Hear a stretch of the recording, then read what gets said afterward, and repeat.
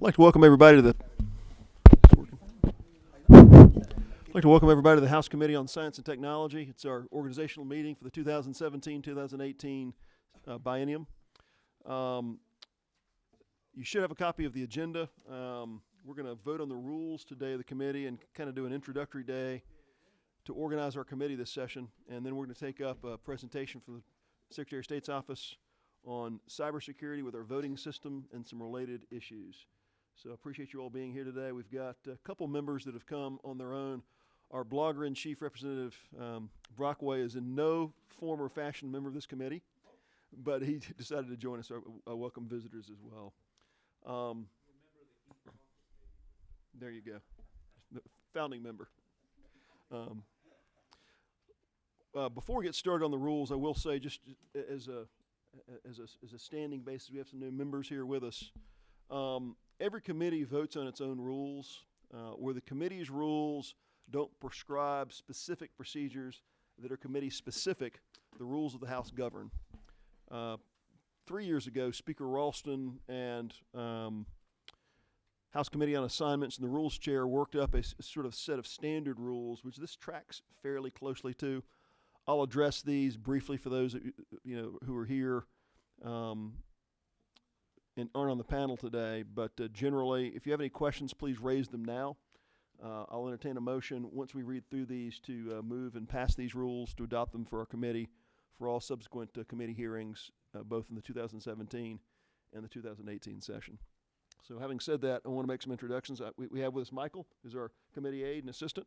We have Sean Marie Story with us, who's going to be our attorney this year. She's also double booked today with another committee, so she'll be leaving here momentarily. But I'd like to thank her for being part of our committee this year. And if there's any questions of a legal nature, please feel free to direct them to her or the chair. We do have some new committee members, but what I'd like to do is, for the sake of everybody, if we could go around and introduce ourselves. I'd like the members to, again, for the sake of the new members, introduce who you are, where you're from, and we'll just go around, and when we're done with that, we will walk through the rules. I'll start, and then we'll start over here with Representative Clark. I'm, again, Chairman Ed Setzler, represent Northwest Cobb County. Been serving since 2004, and I'm honored to, this is my fifth session chairing the House Committee on Science and Technology. Representative Clark. Like you said, Representative Clark from District 147, which is Warner Robins in northern Houston County. I'm a software engineer by trade. That's what I do to make money. So it's my second term in the House and second term on this committee. Looking forward to another year.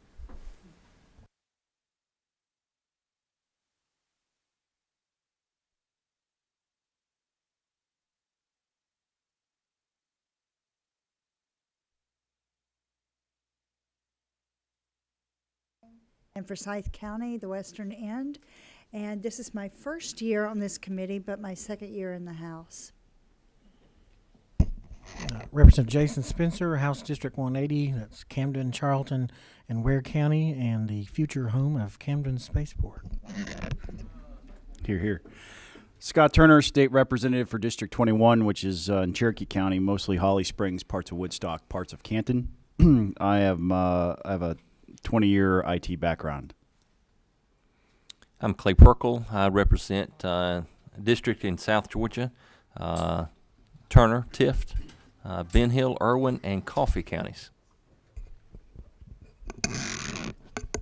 Hi, Paulette Rakestraw from Paulding County, and I am going into my 7th year in the House, and I am the vice chair for this committee, and I don't know how long I've been, like 3-4 years. On this committee. Anyway, so glad to be here.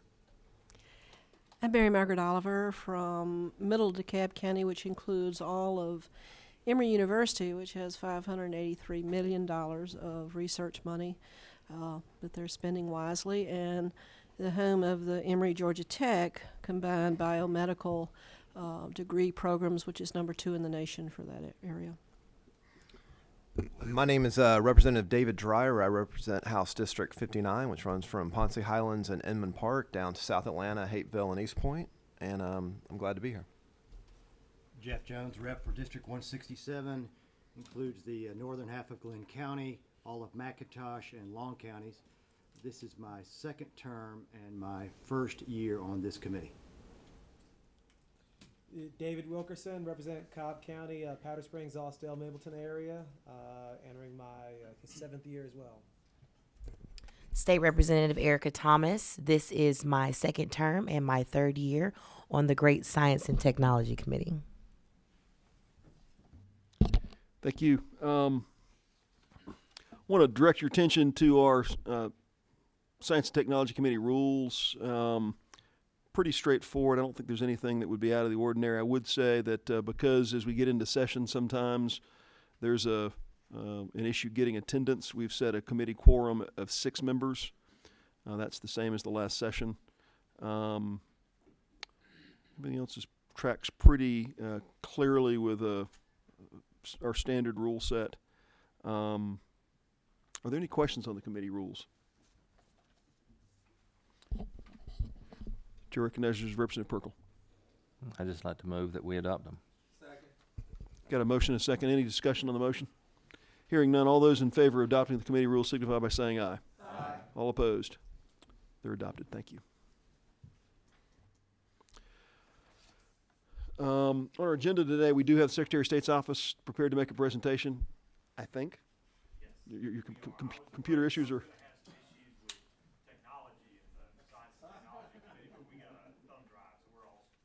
Okay. Would like to recognize some folks. We've got some students in the audience, some interns. And I also want to have, we talk about some heroes in the realm of science and technology. We're going to be talking today about cybersecurity. I'd like to put the representative of Georgia Tech on the spot to tell a story. Would you tell a story for me, Mr. Shaheen, about your student who was asked to provide a cybersecurity check for a major airline here and how that project turned out?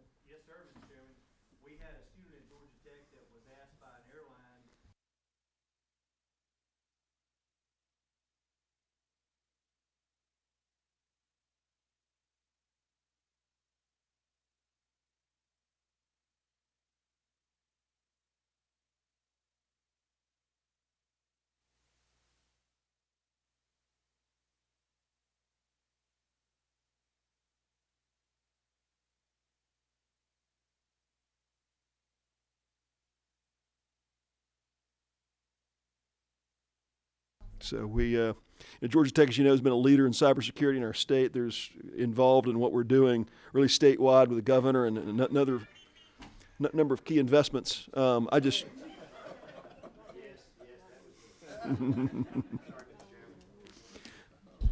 You know, next time instead of introducing ourselves, we'll play our cell phone ringtones. That'd be fun expression of individuality. So.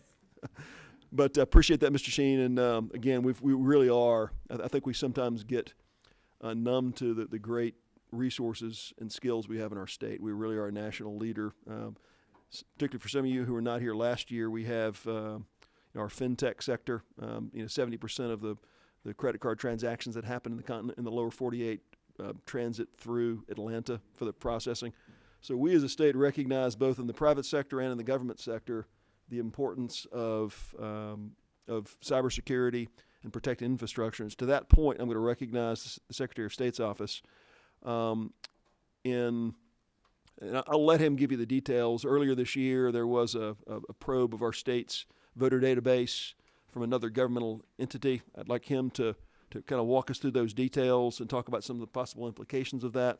I would say, as I shared with some members of the media earlier today, this is a bipartisan issue. I don't know any issue that's drawn more attention from both sides of or all sides of our political spectrum to that of outside actors, either within the country or outside of the country, either interfering with the elections process or the very voting process itself. And I would say if there's anything that matters in civil government is the franchise of voting itself. So that's why we wanted to tee off kind of our session this year with something that is prescient, timely, and it's on that point that Mr. David Dove, the Chief of Staff of Secretary of State Brian Kemp, has agreed to make the presentation today. And with that, the Chair would like to recognize Mr. Dove. Well, thank you. One moment. Question. I would like the members of the media. They're blocking our view, sir. And if we could, if we could see that before we start. I would tell you, Representative Spencer's left side's better than his right side. So if you want to come over here, you're welcome to. There we go. All right. Sorry. Thank you, sir. Thank you. Mr. Dove, could you give me a communications check here? Is that Mike? Yes, Hot? I Thank you. believe so. Yes. Thank you, Mr. Chairman, and members of the committee. Very honored to be here presenting on behalf of the Secretary of State's office to you all today. Mr. Chairman, I appreciate your introduction. I know that our office and Secretary Kent would echo your sentiments that of the responsibilities of the Secretary of State's office, maintaining the security of the ballot box, maintaining the integrity of our elections process is our top priority and our largest calling as employees of the Secretary of State's office. I was joking with the reporter over here, Aaron Diamond from WSB, that maybe the best way to present this information to you all today may be just doing a montage of some of the stories that WSB has done on this topic. They've been covering these attacks in a very detailed and transparent manner for the public, and we have appreciated their help in looking at this issue and in getting public awareness about this. I wanted to give you all my contact information. I will provide that to all the committee members, but if we can ever be of assistance in the Secretary of State's office for you or any of your constituents, we would be more than happy to help, and I would be more than happy to help in any way that we can. In addition to elections, we of course oversee the administration of professional licenses. We register corporate filings on behalf of the state, regulate securities and charities, and we would be more than happy to help any way we can with you or your constituents. To introduce this topic of what we have dealt with over the last 8 months or so with the Department of Homeland Security, I wanted to give you a brief overview of the election system. Even though all of us interact with the ballot box at least every 2 years, there are some nuances and some special procedures that we have that you may not be aware of and how that system is maintained. So I would like to give a brief overview of that. Over the last 8 months, in a nutshell, the Secretary of State has been involved in discussions with the Department of Homeland Security around the idea of designating the election systems in our country as a sector of critical infrastructure. In addition to that, we have also had we've had an attack. It seemed to be an attempted hack of our office's servers, and that was not successful, but it does provide some information that I think would be pertinent to the committee today. In first looking at Georgia's election system, there's several different components of that. There is the voter registration system as well as a voting system. The distinguishing feature between those two you may recognize when you actually go to the polls on Election Day. The registration portion of our system is what you would encounter when you check in at the polls, at the poll book, to confirm that you're a registered voter. The voting system is something, of course, entirely separate, which are the DREs, the ballot box, the absentee ballots, where the votes are actually cast. Now, our office maintains and oversees the voter registration database. It is a web-based platform that is administered here in Atlanta by our elections division. By contrast, the voting system, the actual DREs, the equipment used for voting, is equipment that is owned by the state but kept at the county level. It's maintained by the county users as well as the Kennesaw Center for Election Systems. When this system was created back in 2002, then it was Secretary of State Kathy Cox. She had the foresight of creating an independent third-party certification center under the Board of Regents at the Kennesaw State University. And it is there that Merle King, a national expert in election technology, and Michael Barnes work to ensure the security of our voting system and ensure that all of our equipment is maintained and is kept completely up to date. In looking at in some of the discussions that have surrounded the 2016 cycle, we've heard a lot about WikiLeaks. We've heard a lot about attacks on systems, attacks on emails. And it's important to draw the distinction between the attacks that occurred at the DNC, the attacks that occurred with Mr. Podesta's emails, and to point out that those are completely unrelated to the election system itself. The election system that is maintained by the states obviously does not bleed over into any kind of party system. And so those lines were blurred a bit during this past election cycle, but it's important to point out the distinction there. Our office began preparations for the 2016 election cycle in 2014.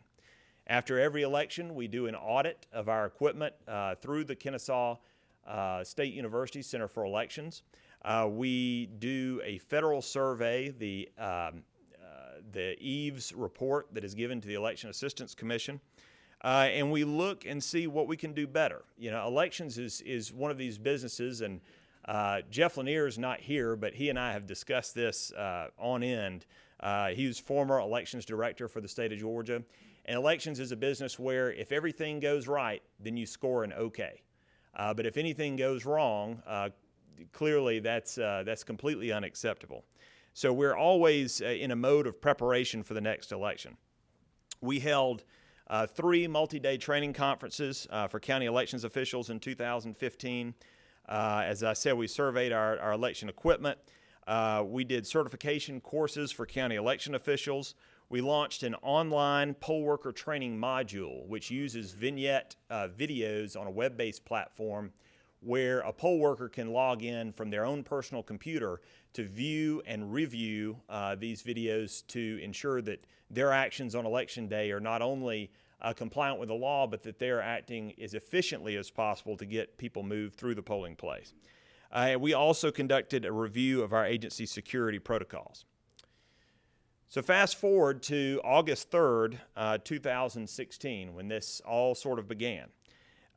We found out, as much of the rest of America did, in a New York Times piece, that Department of Homeland Security Secretary Jay Johnson was considering designating election systems as critical infrastructure under his department.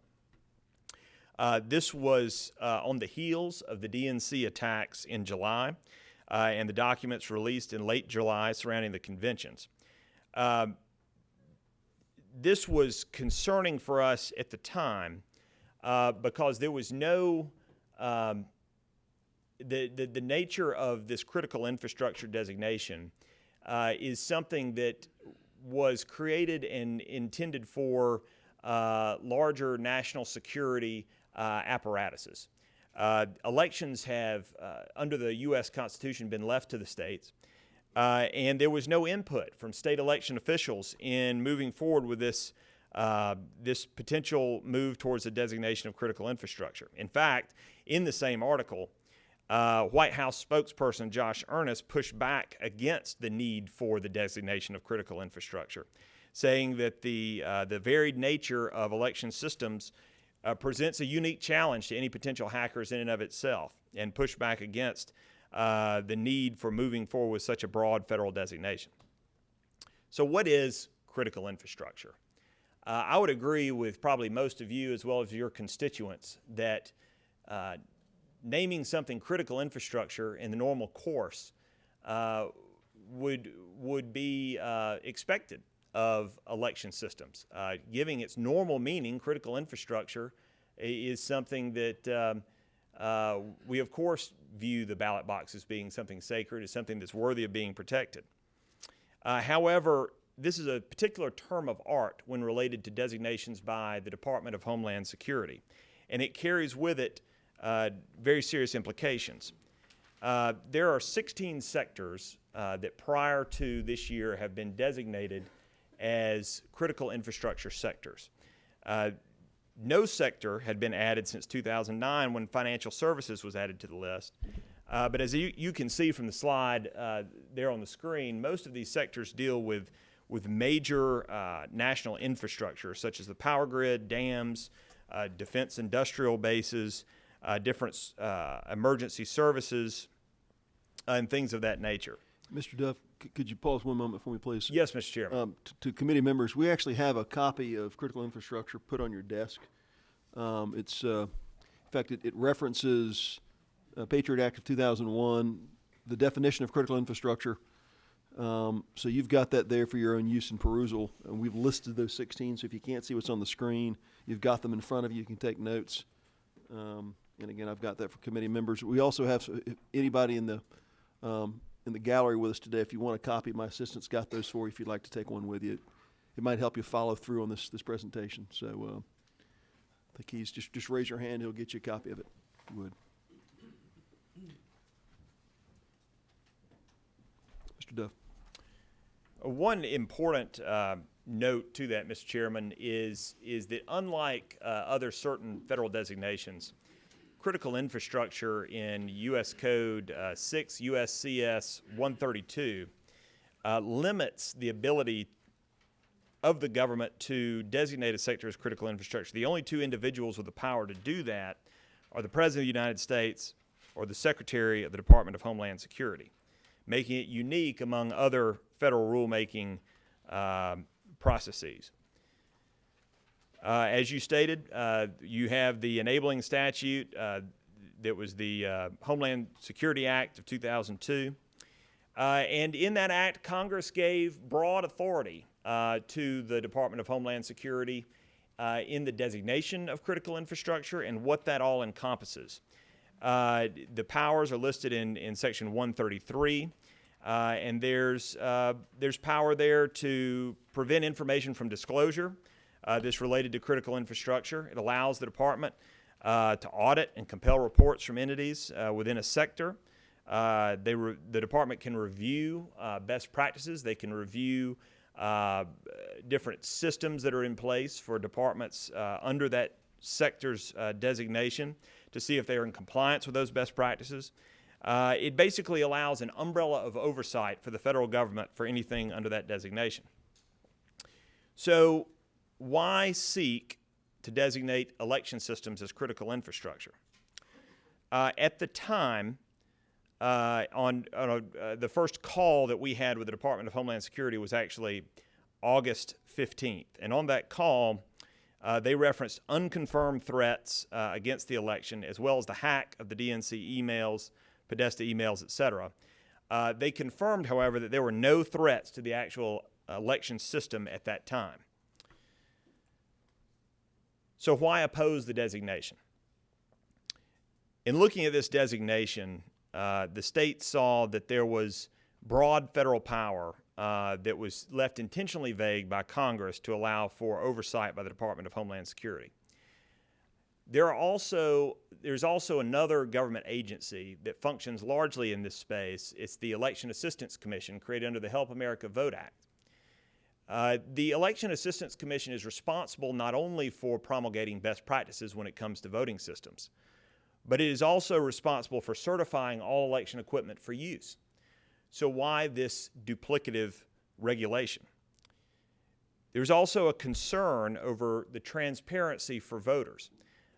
The elections process is something that we like to keep public because by shining light on it, we keep our elections officials accountable. We ensure the election is that the public can trust the results of the election. With the additional cloak of secrecy that this designation would drape over certain pieces of information related to the election system was distasteful not only to Secretary Kemp but also to many other Secretary of States around the country. There's also a large concern within the elections community that DHS did not have the proper systems in place, the proper training, the proper subject matter expertise to venture into the election space. And this was not out of a sense of braggadocio or things that were made by these different elections officials around the country. there were professors at universities that recognized that the knowledge and the system apparatuses, the way that these systems are tested, are unique from other systems, whether it be financial sectors, whether it be different kind of network security providers, what have you, that would need to be adopted by the department before moving into that space to regulate it. And perhaps most importantly, the lack of uniformity of voting systems has been credited as being one of the strengths of our country. We have 50 states, all responsible for their elections. There's over 5,000 unique voting jurisdictions in the United States. Each of these jurisdictions can have different types of technology, different types of systems, different methods of voting that makes the system unique for that voting jurisdiction, and therefore provides security in the fact that there's no single vulnerability for the system nationwide. This was recognized actually by the White House as being one of the strengths of our democracy and one of the strengths of our voting systems in taking up this discussion on critical infrastructure. But largely this was seen as something that was unnecessary, something that seemed out of place so close to the election, and was opposed largely by many people on both sides of the aisle. And I wanted to provide a list of just some of the more notable names of different individuals that opposed this designation. And probably, other than perhaps the White House spokesperson, notably there was a joint letter from Congress sent on September 29th, I believe, signed by Mitch McConnell, Harry Reid, Paul Ryan, and Nancy Pelosi, speaking on behalf of Congress, saying that as a body they oppose this designation. It's not often that we see those four names in agreement on any document, much less one that was reflecting the actions of the current administration. In addition to that, there's of course different elections officials from around the country on both sides of the aisle. Secretary of State Denise Merrill in Connecticut, a Democrat who currently chairs the National Association of Secretary of State, has been a very vocal critic to this designation, as well as Secretary Kemp and many other secretaries from around the United States. So to give you a brief overview of how this discussion progressed throughout the fall, the initial comments were made on they were reported on August 3rd. Secretary Kemp was one of the first secretaries of state in the country to announce his opposition to this move, and as co-chair of the National Association of Secretaries of State Election Committee, expressed his views very clearly to Secretary Jay Johnson on August 15th. It was there that the opposition to this designation there began, and we continued, and Secretary Kemp continued with that opposition throughout the fall. And as an objecting member of the Secretary of State's organization, he was actually added to the Election Cybersecurity Working Group, which was formed by DHS to look at whether this designation was even necessary, and there provided a voice of opposition to the department. Secretary Kemp also testified before Congress on this issue at the House Oversight Committee. We have several Georgia congressmen that sit on that committee, including Congressman Jody Heiss and Congressman Buddy Carter that are on that committee. We met with DHS field staff throughout the fall in preparations for elections, not only with looking at this designation, but also in preparing for potential physical threats on Election Day. And I would also like to note that we did have the great fortune of meeting with the cybersecurity experts at Georgia Tech. Now, you have to understand that I grew up in Athens and am a double dog to appreciate the level of gratitude that we had for our friends at Georgia Tech, but they have a fantastic group of professors and experts over there that do extremely important and very interesting work, not only for the university, not only for private companies, but also for our government through the Department of Defense. Very, very, very interesting work going on at Georgia Tech, and very impactful to the security of our nation. I would encourage any of you to catch Dean on the way out if you want to go over there and take a look at it, because the level of what they're doing over there is just unparalleled. It's really a treasure that Georgia has to have those kinds of minds and that kind of institution in our state. So we were able to benefit greatly from Georgia Tech, and we appreciate their help.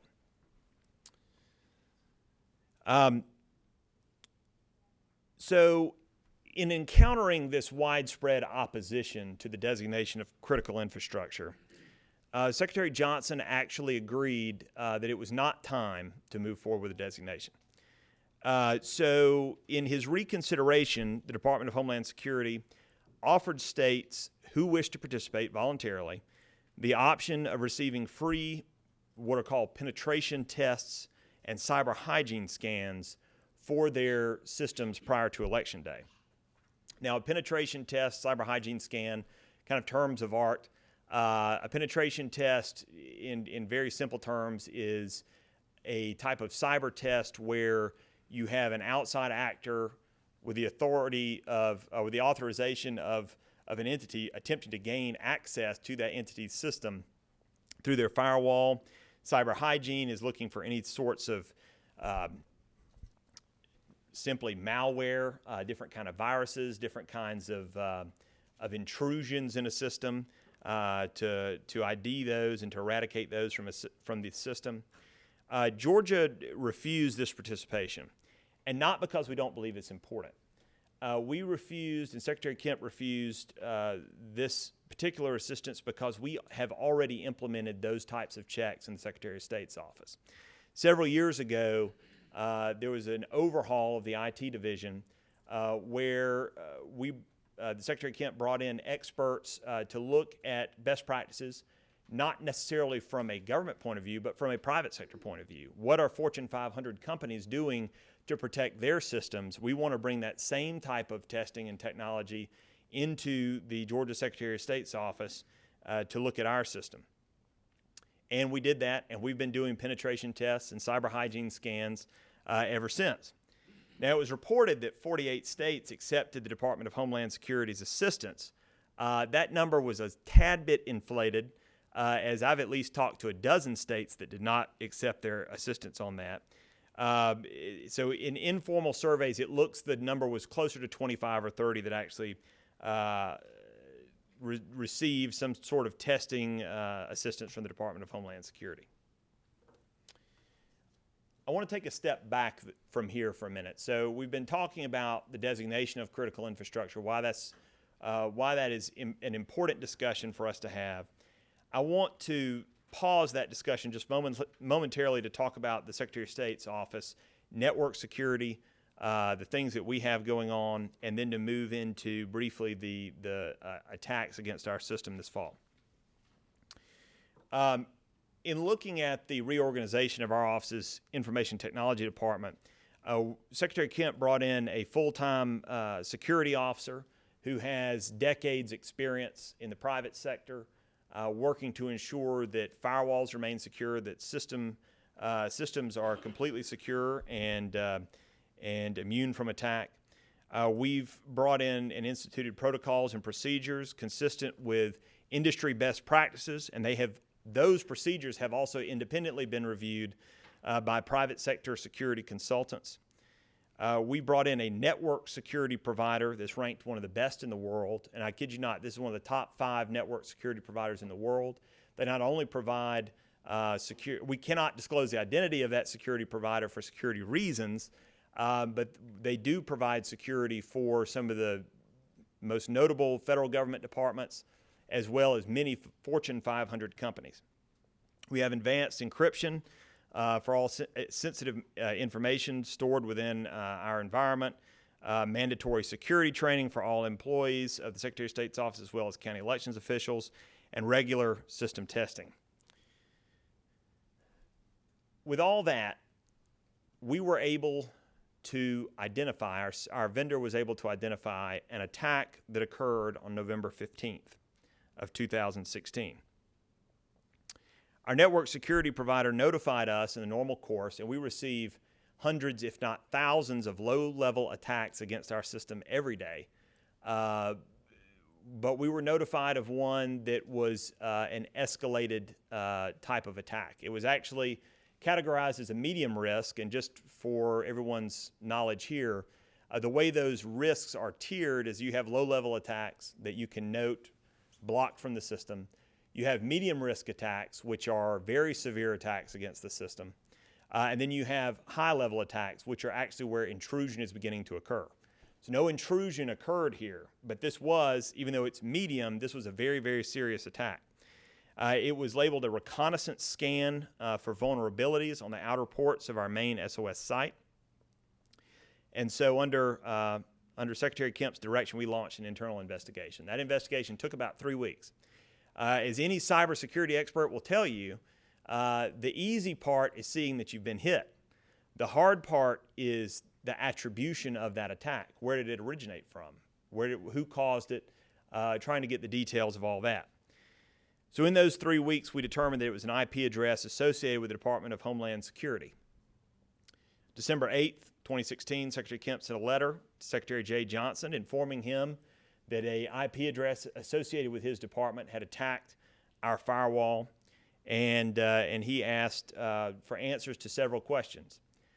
Whether that was authorized, whether it originated from the Department of Homeland Security or whether the IP address was screened, whether an individual within the department had authorized that, if so, who, or whether that had come from direction of the cybersecurity team. The very next day, we received a response from the Department of Homeland Security and began working with them to determine the cause of this attack.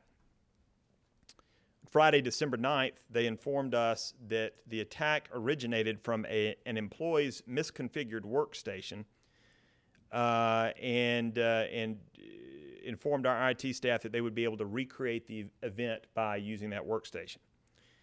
That was a Friday. The following Monday, we had a MOU signed by both parties to ensure the confidentiality of certain network protocols that ensure the security of our system, so that we could then begin passing back and forth the server logs to look at exactly what happened not only on our side but also on Homeland Security's side. During those days, we continued to expand our internal investigation and found that there were 9 other attempts during 2016 to access our system. Secretary Kemp responded to an intermediate letter from Secretary Jay Johnson saying that this seemed to be escalated. DHS was not aware of these additional attacks. Results from a nationwide survey came back on December 14th showing that Kentucky and West Virginia had also been attacked by the same IP address. Meanwhile, Indiana, Nevada, and Maine, in looking at their systems, saw that there was suspicious activity and began investigations there. Friday, December 16th, the Department of Homeland Security held a conference call with all state elections officials to announce that the attack in Georgia was caused by an older version of Microsoft Word being used by a contract employee at the Federal Law Enforcement Training Center in Brunswick that created what is called an open option call against our system, which scanned for ports. However, DHS, even in discussing with Microsoft, was unable to explain how this theory could have occurred, and despite having an employee on one of their campuses where they could merely make this call, presumably against our system, they were still unable to replicate that call. This was pointed out on the call, and DHS was not able to provide answers to the 50 state elections officials that were present on that call. There was a big gap. You have December 16th. That was the last day Congress was in D.C. So it was all quiet. We didn't hear anything from the federal government until Georgia Congressman Jody Heiss took this issue up. Secretary Kemp had called on the Trump administration in taking office to investigate this matter. Excuse me. He had asked for the further attacks to be explained, and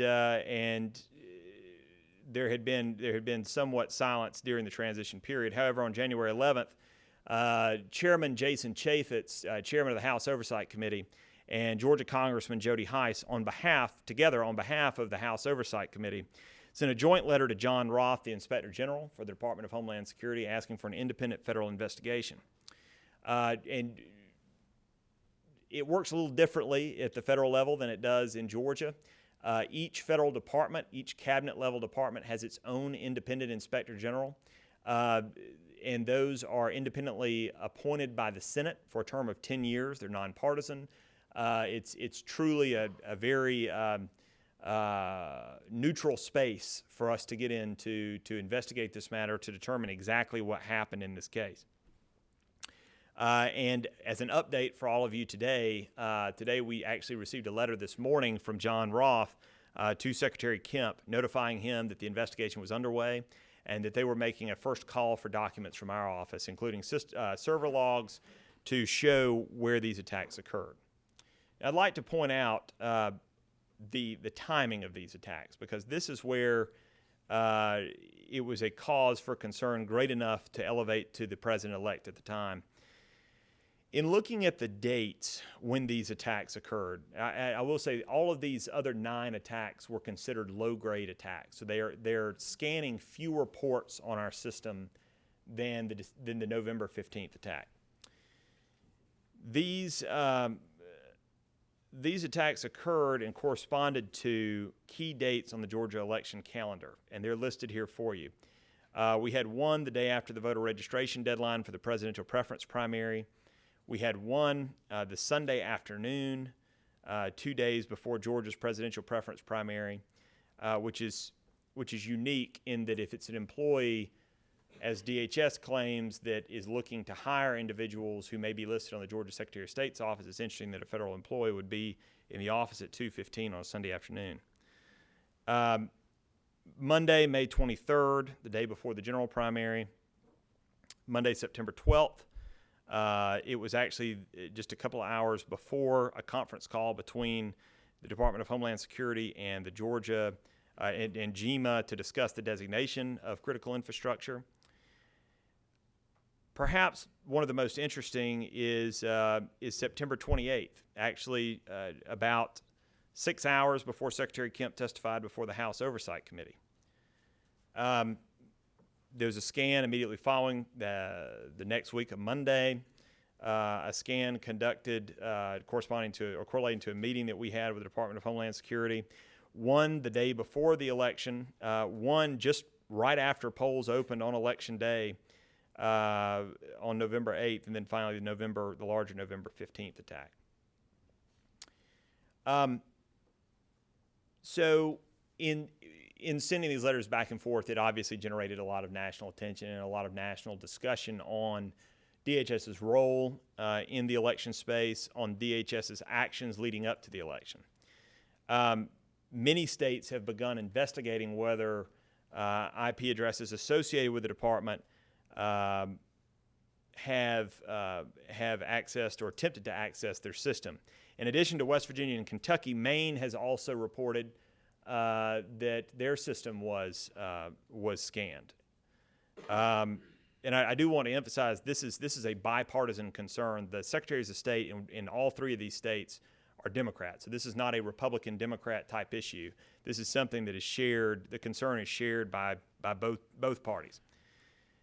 The Election Assistance Commission has actually launched an investigation seeing that the department gained access to and there was an intrusion into their network from a DHS IP address. And not only Secretary Kemp, but election leaders from around the country have called for an independent investigation. So that kind of concludes the attack portion. So I want to bring it all back together. So we have this debate on critical infrastructure that pauses sometime just before the election. We have these attacks that occurred during the fall. January 6th, despite continued bipartisan opposition, Jay Johnson, with only 2 weeks left in the administration, moved forward with designating election systems as critical infrastructure. On the call explaining his decision, he referenced the DNC hack and the Podesta email hack, which had occurred last summer, as being the primary impetus for wanting to move forward with this designation. Please remember that those hacks are completely independent, not related to the election system and the voting system that is covered under this designation. The reasoning was further made that this will help stop Russia from targeting elections. We have to take his word on that. It allows documents to be exempt. He said that it allowed documents to be exempt from state open records laws. And it allows states to receive better service from the Department of Homeland Security. There has been bipartisan opposition to this designation from the minute it was made. Secretary Denise Merrill, Connecticut, immediately held a conference call denouncing this designation. Secretaries of State on both sides of the aisle have denounced this designation, as well as academics and commissioners of the Election Assistance Commission. Secretary Kemp's statement on this said that the timing smacks of partisan politics. So what can we take away from all this? One, election systems as a critical infrastructure sector have great bipartisan opposition. It will be interesting to see what the new administration does in the coming days. I read an article this morning. It was in the Washington Post theorizing that President Trump would move forward with rescinding this designation in the next few days to weeks. Perhaps that will happen. Another important takeaway is that DHS, regardless of what happened, regardless of the facts, there was an attack on the system, and it did not gain access to the Georgia Secretary of State's network. And that's something that we take a lot of pride in the security that we have for our system. Our security measures work. There was no penetration. Another concern, and hopefully this will be fleshed out in the investigation, is that we still don't have a clear answer of what happened with the attack. If it was a workstation and a Microsoft Word document, that this was done in the normal course of business, why not call down to FLETC and say, hey, Joe, you remember that Microsoft Word document? Just do that again and let us see the recreation of the attack. That is yet to occur. But most importantly, I think, is that voters can take away a confidence knowing that not only was our system not compromised, but the voting system was not affected through any of this activity. The results of Georgia's elections were sound. So moving forward, we have three main avenues of action. There's the open investigation. There is the consideration of rescinding the critical infrastructure designation, and the outcry from public officials. So where these three roads lead, we'll see, I'm sure, in the coming weeks. But it will be an interesting thing to follow, not only from the perspective of working in the election sphere, but also in looking towards the role of the Department of Homeland Security moving forward. So with that, Mr. Chairman, I'll take any questions. Mr. Chairman, I have a question. If you could just push your button there in front of your. Got a couple. I'll try to take them in order, but I received them. Chair recognizes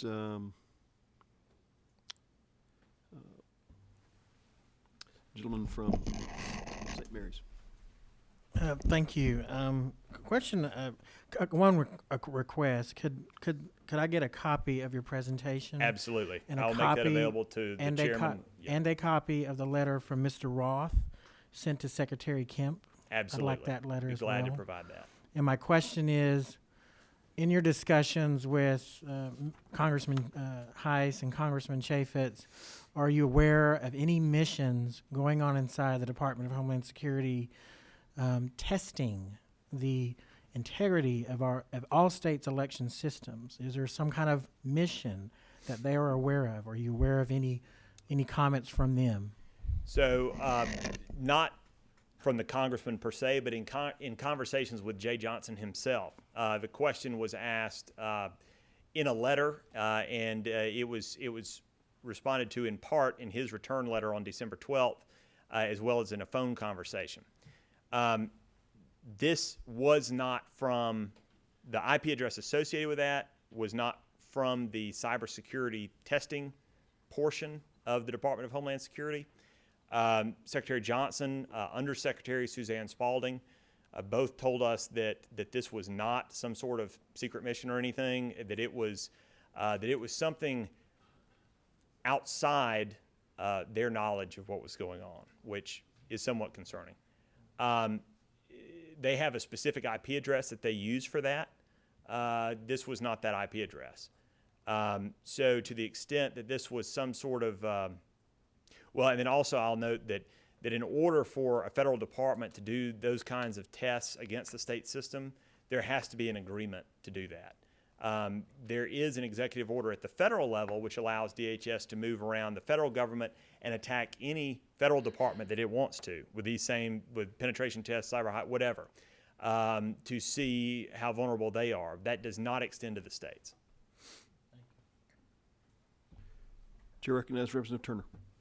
Thank you, Mr. Dove. This is an interesting presentation. I was wondering if you could potentially bring up the timeline again. Can you maybe slide 18 or so, if my eyes are good enough? Specifically looking for, yeah, here we go. Maybe one more back. Maybe it was 17. Okay. The timeline here is interesting to me. Maybe go back one more. Okay. Yeah. Okay. Then forward. Was it perhaps the timeline? You said during your testimony here that the attack occurred on November 15th. That's correct. And the Secretary of State's office took 3 weeks to investigate. That's correct. And after that, on the 8th of December, they sent a letter to DHS requesting answers. That's correct. That's also the same time that Secretary Kemp began going public with the information that there was an attempted attack of some sort on the same day. Is that right? That's correct, yes. It appears to me that looks like maybe there's some political things going on here, maybe trying to score some points. Because it took 3 weeks for the Secretary of State's office to conduct an investigation. But on the same day that he goes public with the information, he's demanding answers in the form of a letter to DHS. Was there ever any consideration as to what the political impact would be and whether or not they would actually get straight answers by going fully blown public with this information before you even try to get an answer? I mean, the same day you send a letter is the same day that WSB-TV has their first report on this. So the letter precipitated the response. The timeline on November 15th to December 8th, it took 3 weeks, like I said, because of the attribution. So in looking at where did this attack originate, can we back up what our vendor is telling us in terms of, yes, it's this IP address. Okay, where does that IP address, who does it belong to? Following back up that road, it took some amount of time to determine that. And I'll also say that I don't think anything was lost in the way that the events transpired, because there was no. We've been able to work with the Department of Homeland Security in a very cooperative fashion throughout this whole process. They've been fantastic, and I think folks on the Hill, whether Democrats or Republicans, and I've actually heard this statement made by a former member of Congress, is that Jay Johnson is a very reasonable person to work with in terms of getting to the bottom of these issues. That's a great, I want to highlight that, because that seems to be in contradiction to some of the public statements that Secretary Kemp has made. And I'll just read from his Facebook page.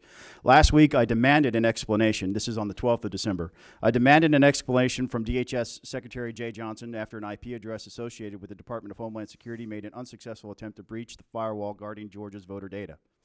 To date, we still have more questions and answers, and thankfully, members of our congressional delegation, including, and I'll go forward, and and that highlights what I'm trying to drive at here.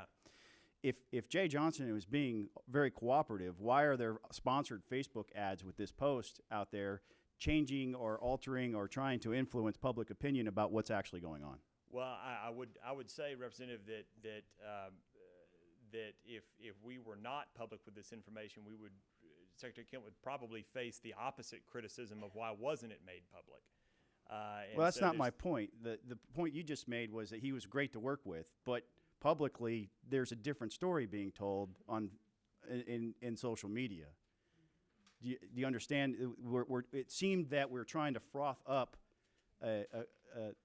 and foment dissent here. I see your point, Representative. However, I disagree with you to the extent that this was a very serious issue. Clearly, cybersecurity has been something that has been at the forefront of the national discussion in this election cycle, and to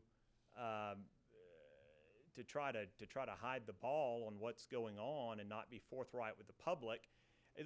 The Department of Homeland Security never reached out to us to say, hey, we've observed this scanning activity. They're monitoring their exits out of their firewall as well. They see ingress and egress. At the time, it was unknown whether this was a potential attempt to do some sort of subvertive scanning activity, and we don't know. And so the best way to ensure that the truth gets out is to shine light on this issue. I don't disagree with that. It's the manner in which it was chosen to do it. And that's one of the parts of this that it is a very serious issue. And we shouldn't try to be scoring political points. You said earlier it's not Democrat, it's not Republican. There are Democratic-controlled states that were also attacked. You also said that Jay Johnson's great to work with, but clearly the message was being sent. I think in the one post there were 4.7 thousand likes and 1,600 shares, and it was just outrage. And it's completely different than the way that you've described working with the Department of Homeland Security as what was put out in public. And so I'm not saying that going public was the wrong thing. What I'm saying is I question why fomenting dissent at a time in our country where we need to be pulling together in the same direction, especially when it comes to cybersecurity, that type of communication was the chosen path to trying to communicate what had happened here. That's a point I'd like to make. But I have some other questions, if you don't mind. You said that the attack was unsuccessful. Are we talking just about a port scan here? Is this the type of attack? I want to make sure I'm clear because at certain different times we're using different language. So there were port scans that were done as part of these lesser attacks. Our vendor categorized the attack on November 15th as a scanning reconnaissance activity, which they characterized as being one used before moving forward with the full-fledged intrusion of a system. So to the extent that ports were scanned at a lower level, that did occur in some of the lesser attacks, this was a reconnaissance activity to find the vulnerability. Okay.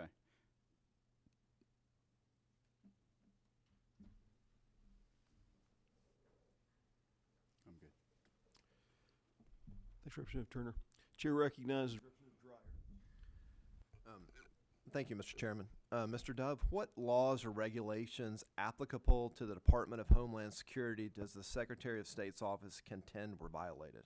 Well, I don't think we can move forward with specific laws until we know the full extent of the attack itself. So there are criminal statutes for cyber intrusion.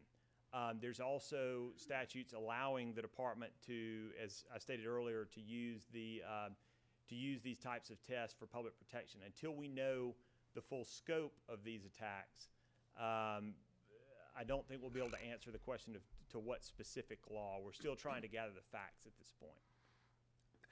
If I could follow up, Mr. Chair, you're calling it a hacking, though. If it was a hacking, what laws would that violate that would be applicable to the Department of Homeland Security or its employees? I could pull the statute. Let's see.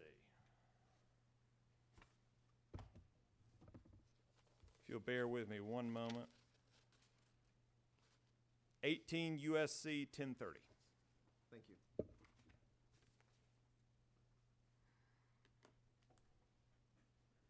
And that, there again, depends on the nature of what the facts bear out with this investigation. Representative Dreyer, anything further? No further. Okay. Thank you. Chair recognizes Representative Marion. Okay. Chair recognizes Representative Erica Thomas. Thank you so much, Mr. Chairman. I have a quick question for you. You said there was 3 questions that Jay Johnson had for you all, and one of them was it a screening? Were y'all able to answer those 3 questions for him? I know one was screening, and then of course they asked you whose desk it was from. I'm pretty sure you can't tell me whose desk it was from. That's fine, but was it a screening? So that was, I believe, the questions referenced were the questions that we posed to Jay Johnson. Okay. So what was it an authorized screen? And they have said that no, that this did not come out of the cybersecurity labs that test these types of systems. So to the extent that it was a scanning activity that related back to the testing of our system strength, DHS has said no, that's not what happened. Okay. Anything further? Okay. Chair recognizes Representative Wilkerson. Thank you, Mr. Chairman. Thank you for doing the presentation. I guess to follow up on some of the other questions, is it possible that, I guess prior to the election, it gets kind of heated and it gets more partisan, and is it possible that the reason that people may view it in a political manner is because of the statements that the Secretary Kemp said on like October 19th when he said, "Stand with me, opposition to the left's blatant attack to disrupt the election system," and then something from DHS happens, and then could that kind of play into it? So in terms of the critical infrastructure, I think that the timing was concerning not only to Secretary Kemp, but also to secretaries around the country, that why move forward with 2 years preparation into this election cycle, why move forward with this designation right after the conventions when this could potentially, so the fear is that there's an innate public trust in the way that we set up our elections, in the way that we secure our ballot box. If it's not necessary at the time, why suggest that there's vulnerabilities when there's no proof that there are vulnerabilities? So that narrative can be very damaging to the public trust that people have in elections. And I agree with that. I guess a follow-up question would be then what has been the Secretary's response to the president saying that millions of people have illegally voted? He just said that the other day. The press secretary today said that millions of people have illegally voted. If a candidate that is leading a party causes people to move, then I think they will question it. If the president of the United States emphatically says that millions of people have illegally voted, where is I guess the same outcry. I agree with you that this should be a nonpartisan issue, but I think it's important that he also take the lead on that as well. Would you not agree? So to the illegal voting narrative, we haven't had illegal votes in Georgia. We've had 5 instances which were reported in the AJC where there was 5 individuals in Fulton County that double voted. There's an open investigation in that for the state election board, so I can't thoroughly get through that, get into the very details of that. But it seems as though that was allowed because of poll workers not properly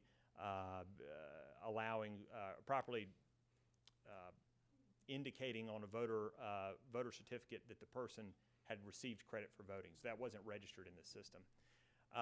In terms of whether we think that kind of illegal activity is going on in Georgia, absolutely not. We have great local election officials in Georgia.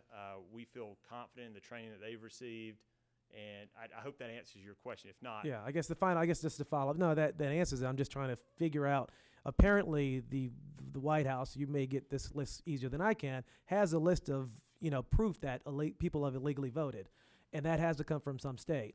Now, our state was a little bit closer than maybe it has been in the past, and so and then we show a slide where it timed with the election dates, And so I'm just curious where this, either there's illegal voting somewhere and we need to fix it, or there's not illegal voting and we need to address it. But I think I would love to see our Secretary of State take stronger measures to let the public and reassure them that there is not illegal voting going on, if that is the case. So when the president makes a statement and saying that 5 million people have illegally voted, that he is sitting on the cybersecurity team, that he will say that no, they have not. Well, I'll definitely recommend that, because if there is a list, we haven't seen one. So, and we, other than the one incident in Fulton County this past year, we haven't had any sort of illegal voting in Georgia. Thank you.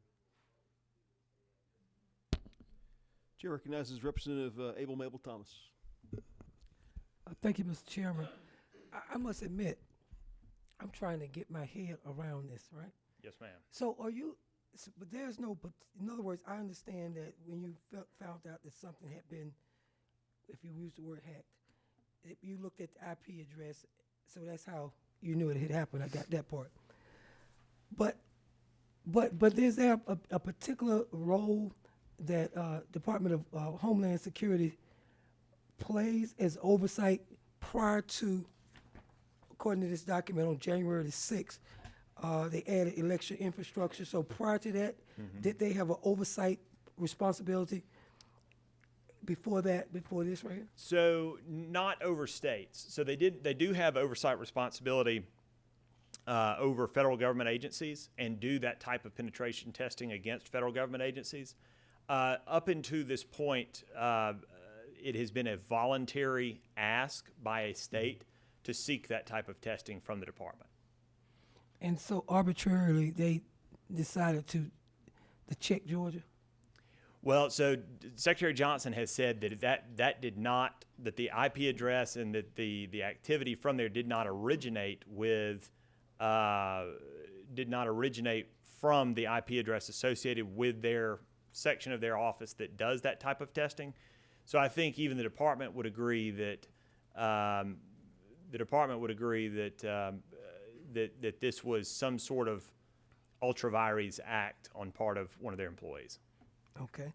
So the reason, in one of the slides, it talked about 48 states, and then you clarified maybe it's 25 to 30 that did not want the critical infrastructure put into the system. Was that because prior to this whole conversation about DNC hacking and that type of thing, it was perceived in the country as with the election stuff that it was not an issue, and then based upon after the election of President Trump, then all of a sudden it got to a point where it was. And what precipitated the January 6th? Yes. So with the states that accepted assistance from the department, it's very interesting when you go around the country and you learn the systems and practices that are in place for some other states.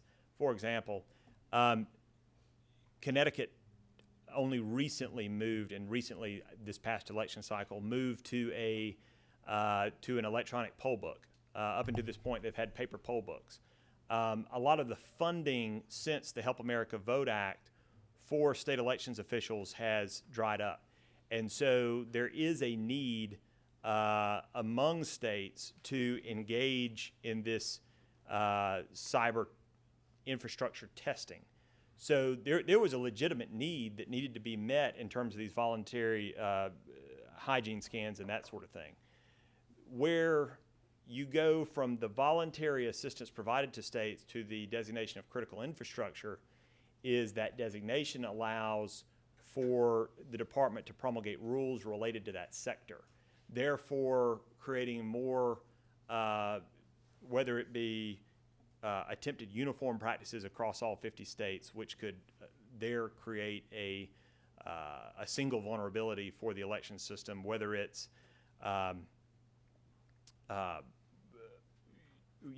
whether it's increased reporting requirements, whether it's increased audits, whether it's best practices that they publish without having the full knowledge of the scope of election systems across the country.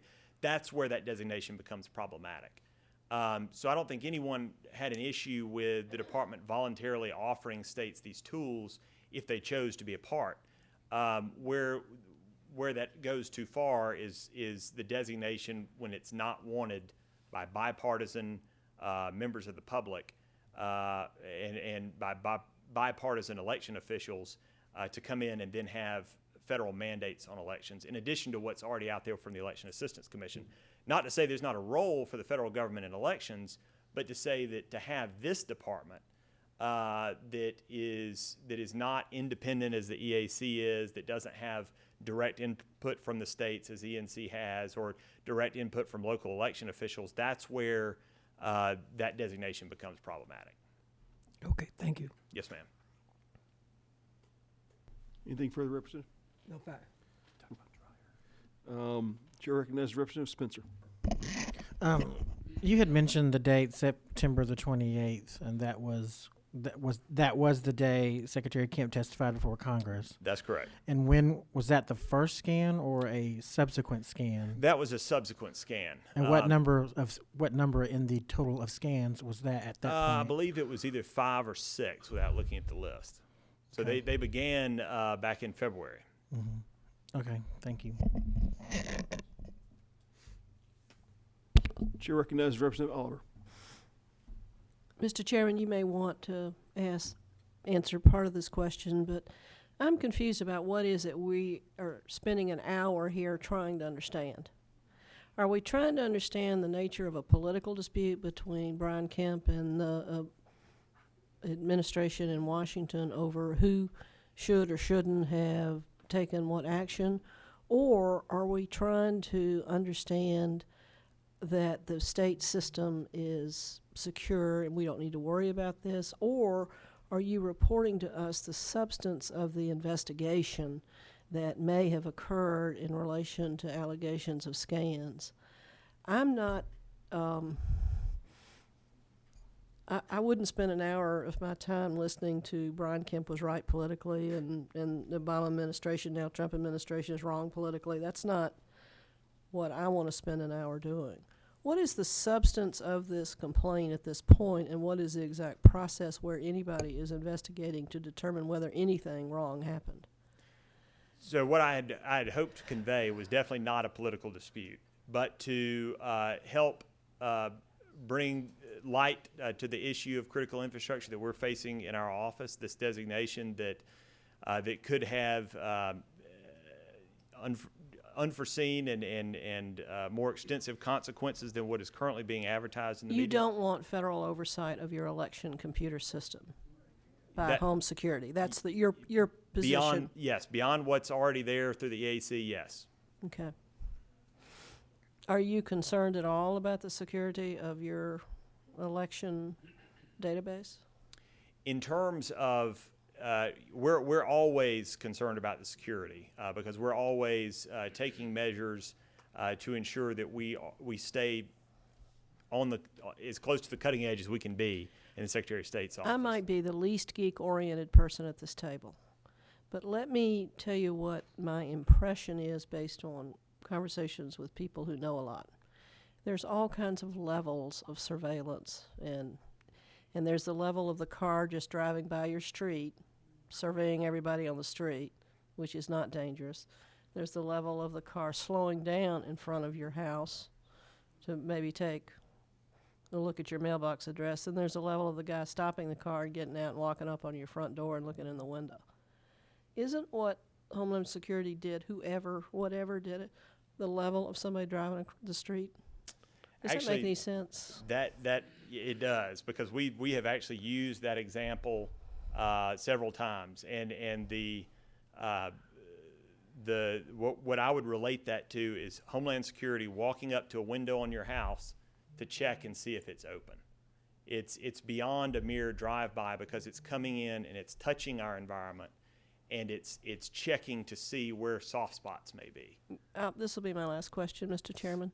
You characterize this incident as moderate, and if you agree with that, or somebody characterized as minor. If you agree with that, is there any necessary work that you believe you need to do based on that characterization? Absolutely. I don't care about Homeland Security. I'm just saying you, Secretary of State. Absolutely. And so when we receive one of these moderate risks, our standard protocol is to do a full investigation, as we did here, to seek attribution, to determine whether this is coming from, or what actor this is coming from, whether this is coming from somebody in Russia or this is coming from somebody in Georgia, to take measures to cut off their access to our system, to block those types of attacks. And these attacks evolve, right? So we see it in our security officer. This is what he does day in and day out, is to sit there and to see these different types of attacks coming against our outside firewall, to see what practices are being used by these actors, and then to prepare defenses against that.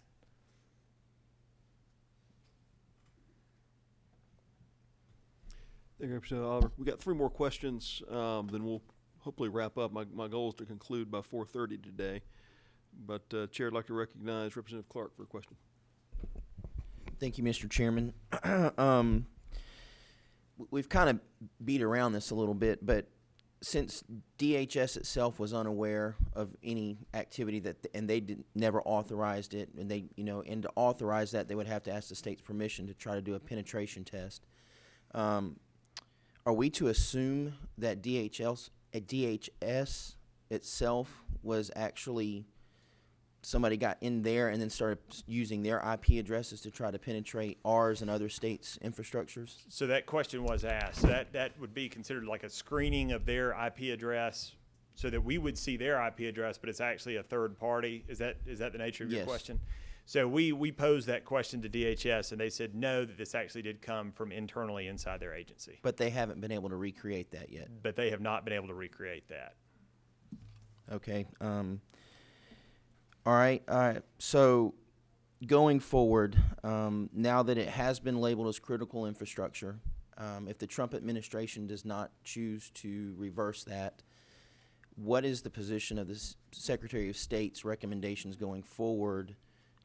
Would we comply, or what would be the position? So I think there's several options at that point.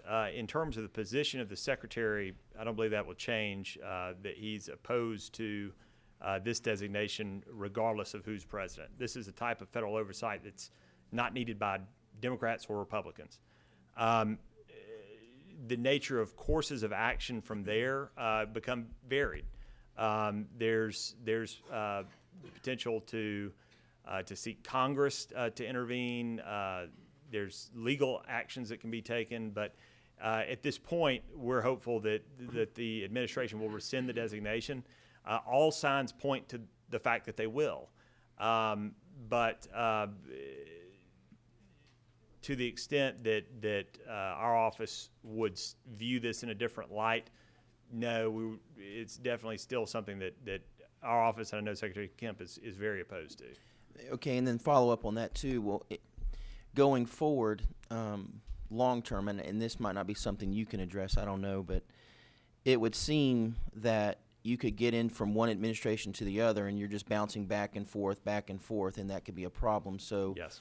Would it be our Secretary of State's office and other states as well working to have Congress step in and create a block where the executive couldn't just circumvent that process? And that's absolutely, that's certainly a possibility that legislation could be introduced and passed that would prevent an administration from ever designating election systems as critical infrastructure in the future. Okay, that's all I have, Mr. Chairman. Thank you. Representative Jones. Thank you, Mr. Chairman. I'll try to be brief here.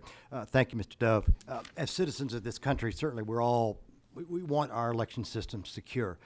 But as citizens of Georgia and members of the Georgia General Assembly, our immediate concern is our election system safe.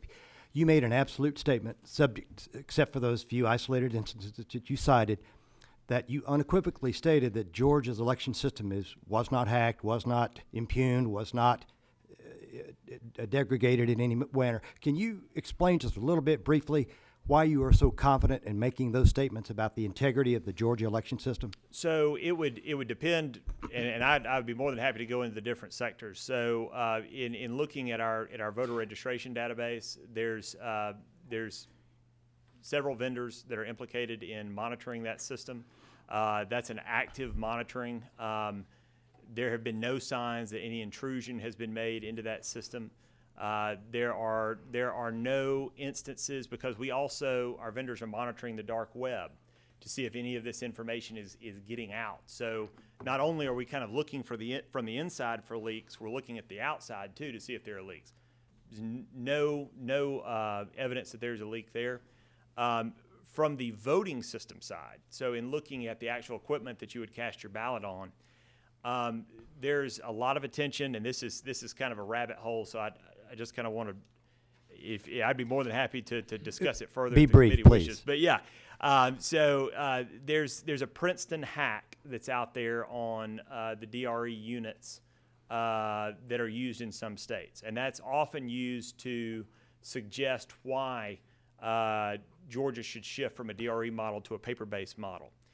That hack requires 17 screws to be removed from the back of a DRE. It also requires numbered and colored and recorded seals to be destroyed in that process. There's been no evidence of any tampering with that equipment. There's been no observation, and these are kept under lock and key by county election officials, and 2 people have to turn. I mean, there's a lot of security involved with these units.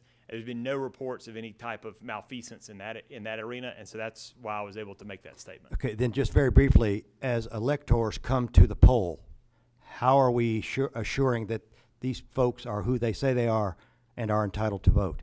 So when someone checks in at the poll, of course, there's the photo ID requirement in Georgia, and they're having to provide a photo ID. If they don't have a photo ID, they can still vote a provisional ballot and return within 3 business days to the registrar's office to clear that up. Thank you. Yes, sir. Mr. Dove, I appreciate your presentation. I'm going to try to summarize for the committee what I heard today. If there's any last questions, we'll take one, but otherwise I'd like to kind of wrap on this. After a strong presentation, what I've taken as kind of a summary to Representative Oliver's question, because we want to kind of understand where's this going, is you said there is an IG the Department of Homeland Security's IG division is investigating. I guess it's a potential violation of 18 U.S. Code 1030. If that in fact happened or not, that may or may not. There may be zero validity to that, but that's what they're looking into, and that's already proceeding as we would want. Correct? That's correct. The question of election systems, state election systems being classified as critical infrastructure, there's a bipartisan effort that not be the case. And as Representative Clark raised, there's the potential for federal legislation taking away the Department of Homeland Security's director's ability to make that designation really without a formal rulemaking process, but just making kind of a standing designation. Because I think that's what you said earlier. There is no formal rulemaking process. It's simply he throws the switch and makes that designation. That's correct. Under current law. That's correct. And has that power. And then lastly, the Georgia election system, because it's an offline system, there's no online voting here. Our actual systems are not connected to the internet. You know, the entry points for a cyber attack are very, very different with respect to the integrity of our system. So there's not you don't see a direct concern about the voting hardware itself. This has really been an issue of protecting our registration database, correct? That's correct. That's correct, yes. So to me, that's the characterization I understand. Ongoing investigation, the ongoing issue of critical infrastructure designation applying to or not applying to state voting systems is both an executive opportunity now and potentially an opportunity for Congress. And then where Georgia stands today is something you feel fairly strong with. Yes, sir. Absolutely, Mr. Chairman. Okay. Anything you'd like to conclude with here? I don't believe so. I believe that was a very concise conclusion. So I appreciate it, Mr. Chairman. Okay. Well, it is 4:30. We've been here an hour and a half. I appreciate sticking with us for the organizational meeting of our committee and the presentation today. If you have any questions, Mr. Dove is exceedingly accessible. I'd encourage you to direct questions to him, and we stand adjourned. One last alibi, forgive me. One last thing for committee members. The Technology Association of Georgia has asked us, all of our committee members have been invited to a TAG High Tech VIP dinner later this week. See Ms. Maxfield about that if you have questions. It's a standard thing that's made available to legislators. I just wanted to alert you to that. And with that, we stand adjourned.